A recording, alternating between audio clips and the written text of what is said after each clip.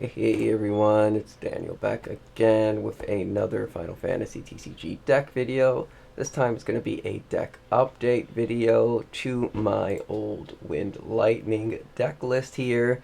This was the Dissidia Crystal, like FF2 one. This was the original deck here. Uh, had a lot of FF2 characters in it because I was trying to play with like Minwu and the Emperor here, and then since they were Dissidia, I wanted to use the Warrior of Light to generate crystals.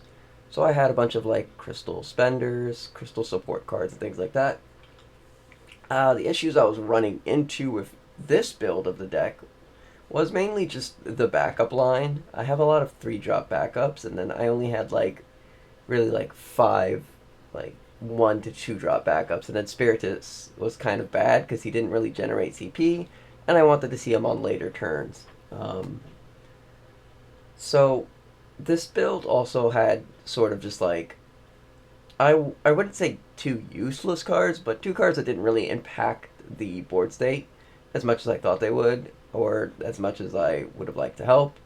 Like I was playing this old Opus 6 Leon just for the win CP, but this Leon thought it would be a little bit better, especially with like the Maria and the Sosha.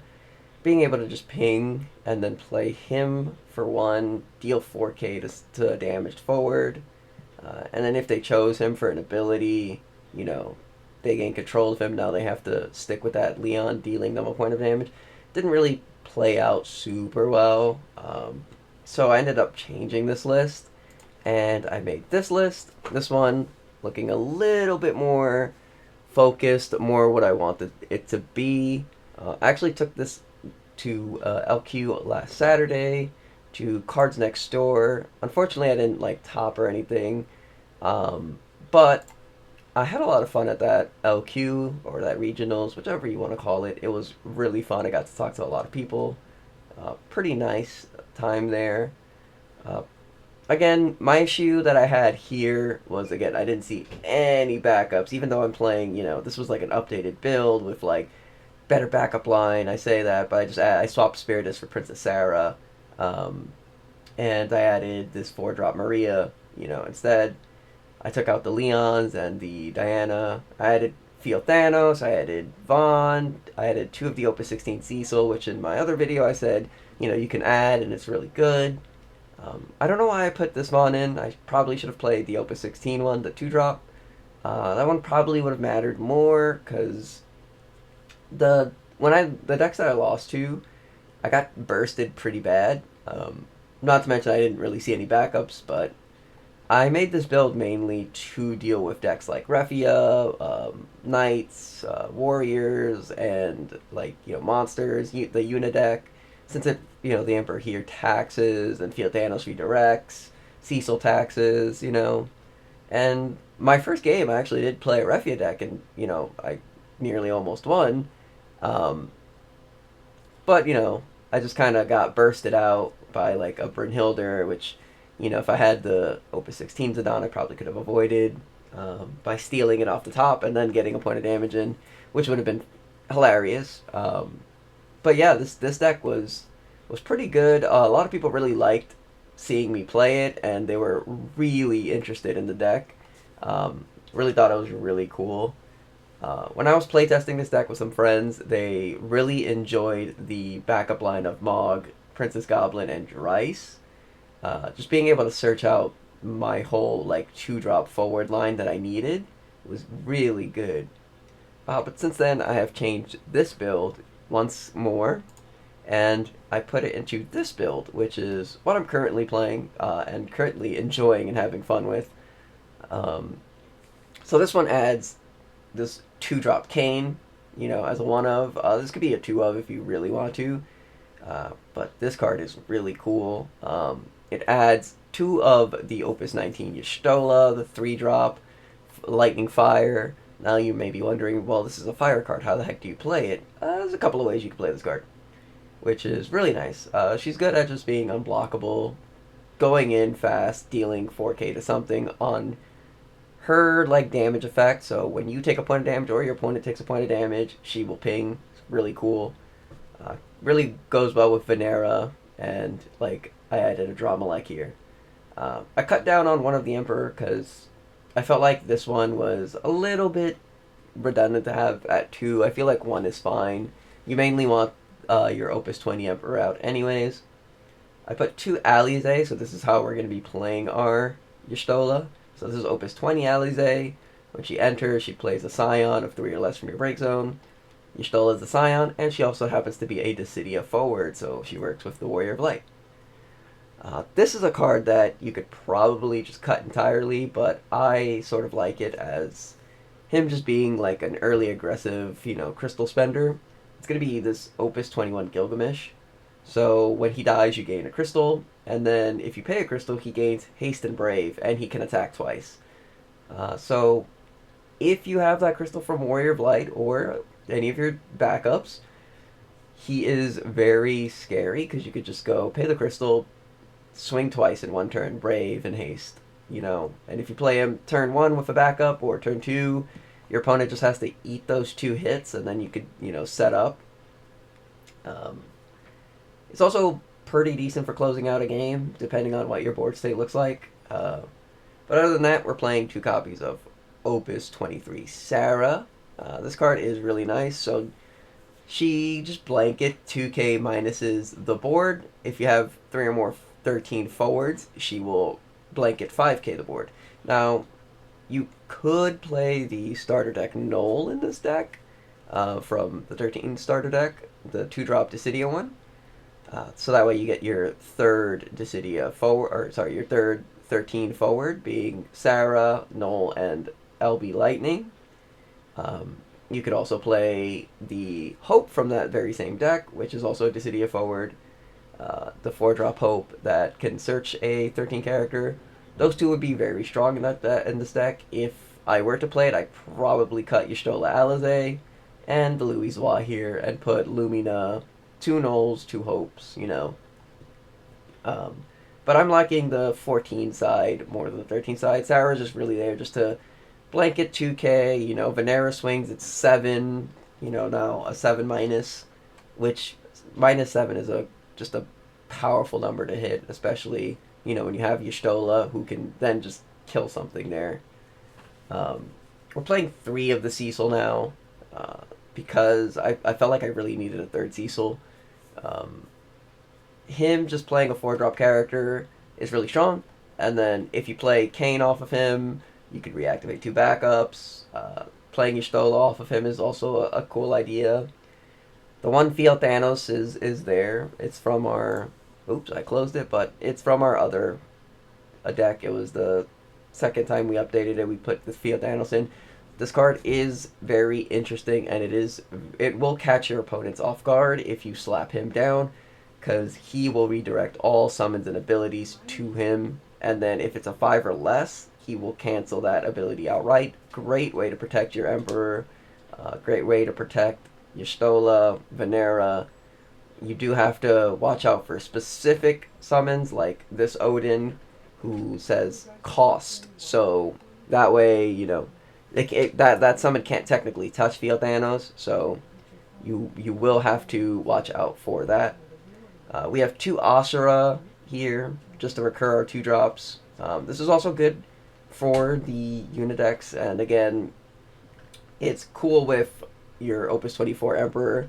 If you have Lady Lilith out and this Opus 20 Emperor, and you kill it, let's say you got rid of your, Opus 20 Emperor, you float it into Opus 24 Emperor, you cast the Sura, you activate him, you give it haste with Lady Lilith, you then pay 3 crystals to break everything, It's pretty cool.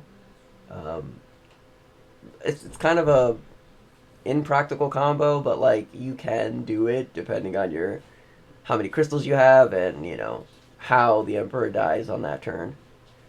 Next up, we're playing this Adramelech at 2. This is the new Adramelech. This card is insane, dealing 7k to all the forwards on your opponent's board, and then dealing you a point of damage. This with Y'shtola is really cool. I also added in 2 of the Opus 7 Seymour. So again, you could play Seymour, play the Adramelech. Seymour would have put in one of your bursts at the top, one of your summons. The Odin is really cool to just you really want to get rid of something. Let's say they had 4-colored wall out. Odin would kill the 4-colored wall. A Dromelech, wipes the rest of their board. Really, really strong. Really, really nice. Meshes really well with your Stola again, just to kill more stuff. As for backups, yes, we added Opus 7 Seymour. We added one more of the Opus 15 Dragoon. We added Louis Sois. We added the Rickard backup. Rickard backup practically always hits. It's very difficult to whiff on Rickard backup. There's a possibility, but, but all in all, this is what the deck is now, and it is very, very strong. Just let you know, this is what the deck was before. So, this was like the first iteration when I made my first video, and this is where we're at now. So I very much like this new iteration of the deck. Very fun. Can be really annoying. I have had games where, I was facing Yuna and the twins and Field Thanos was out, and I'm just like, I don't really want to do this. Having Field Thanos and Cecil with the Emperor can get extremely annoying extremely fast because you have to do all the little micro math if they try to get around the Field Thanos and the Cecil and the Emperor. So it gets pretty annoying, but it's pretty fun. So I just want to show you really quick how the deck functions. This could be in one or two ways. It could go really well or really bad. So you're either going to have no backups sometimes, which is fine for a majority of the part, because your forwards are pretty cheap and your backups are pretty cheap. I think you just have nothing but 2 and 3 drop backups, so pretty easy to at least recover from a bad hand. But if your hand goes pretty well, you can do some fun stuff. Right now, I wouldn't consider this a bad hand. This is more like a okay-ish hand. So what you could do is pitch Lady Lilith for Seymour. Since this is an early turn, you could put the Ixion at the top. Depending on what you're playing, just putting Ixion at the top lets your opponent know, hey, if you're thinking about playing any small bodies, I'm going to wipe your board, right? So this is very good against the Vikings. This is good against twins and stuff like that. So next turn, Ixion comes to hand, and unfortunately we drew into a Dromelech. So I would just say you would just go pay that 5, play Cecil, play your Stola. The Stola will deal you a point of damage. Unfortunately, that was a backup, but your Stola will get a swing in at least. And now your opponent has to deal with Y'shtola and Cecil. Once again, another unfortunate, sort of draws. We have now Odin, 2 Odins, an Ixion, and an Emperor. Kind of not what we want to see. But again, you could just not really LB to save yourself, because there's no 3-drop LBs in this deck. I guess here you would just cast the Emperor just to gain a crystal. Start getting those early. Y'shtola swings, Cecil swings if you want. You have a crystal with the Emperor, so your opponent has to check that. And we are just seeing all of our summons. But yeah, this was one of those unfortunate hands. And again, if your opponent tries to Cloud LB to get rid of the Y'shtola, they would have to pay the 2, which is nice because now you're taxing them on that. You had the Emperor with a crystal, so you could just break the Cloud anyways, or anything else they had. And you had summons in your hand to just constantly get rid of their shit, so it would have been an annoying stalemate. But let's see another hand here. And we got Cecil and Y'shtola again, with a different Emperor and Dryce. So here I would just say cast the Dryce and grab your Warrior of Light. So you would want to grab Warrior of Light here.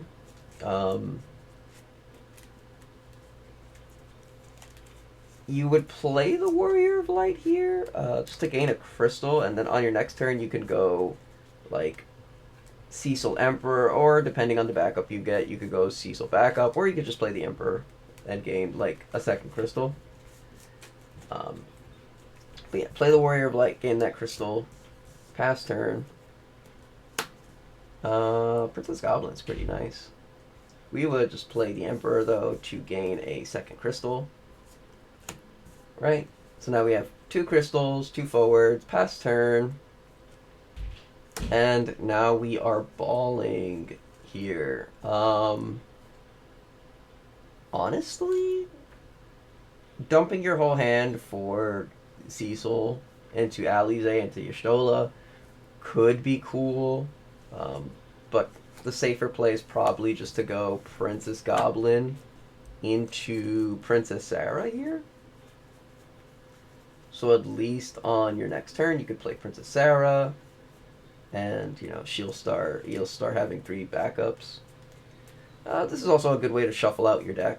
And again, you're keeping an Emperor in hand with Alize, so if they do end up killing, the Emperor, you float into the Sopfo one, and then gain a 3rd crystal. Right now, they can only deal with Warrior of Light via summons, and if they try to Brynhilder him, you could just give him 1k extra, just so he lives. But yeah, let's say they didn't, you go Princess Sarah. Here, I would do Alize. Alize would bring in Y'shtola. Warrior of Light will generate your crystal because Y'shtola. Y'shtola will deal you a point of damage. And look at that. It is going to be Seymour. So this is where, depends on what they have. If you think like they can deal you a point of damage or so, you could put one of your bursts at the top. So we'll put Ramuh, Ramuh's a decent one. Yeah. So we'll put Ramuh at the top. This way, if they have a 2-drop, they don't want to swing here. They don't really want to do anything. Y'shtola can get a free point in. This would have been an 8k ping to kill something. Really nice stuff. And yeah. And that's basically like the deck. And sort of an experience you can have with the deck. It won't always be like that. There are, always better hands and better solutions. But yeah, if you guys enjoyed this update video to the deck, feel free to like, comment, subscribe. Let me know what you would play with this deck or how you would change this deck. I'm very curious to know how you would update this deck. I know in my head I've been thinking of plenty of different variations that work with the Warrior of Light that can still play the Emperor. In my head I'm thinking of an Earth build that has Warrior of Light and the Emperor, and that still works pretty much the same way, because Earth has a lot of ways to play out all of these characters and generate all of the CP to do it. But yeah, I'm just very much enjoying a deck like this, and I very much like this type of deck. It's playing a lot of cards that I personally like. I like Y'shtola, I like the Emperor, I like Venera a lot, and I like Alize. It's playing with a lot of categories that are my favorites, and just cards that I generally love. So this was probably the deck for me, if I were to be seriously honest. If it's not Cadets or Cat 13, this is probably the deck that I would be playing. I enjoy the most in this game, and that honestly I have been enjoying the most since I've been playing this game, all the way back since Opus 1 to 3. But yeah, this is my update deck video for the Wind Lightning Crystals list. I called it meta this, meta that. How about you meta these taxes? Because you're taxing the shit out of your opponent, man.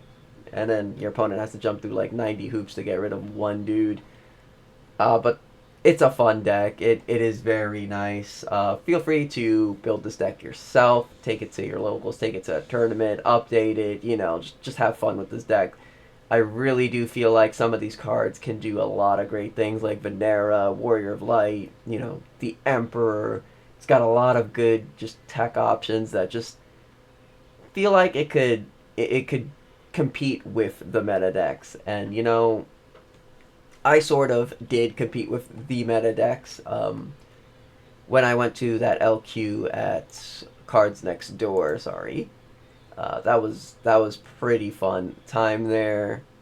But yeah, if you guys enjoyed this video, once again, please do let me know, and let me know how you would change this deck, how you would play this deck, what would you add, what cards are you excited about in this type of deck, or things like that. But anyways, that's gonna be it for me.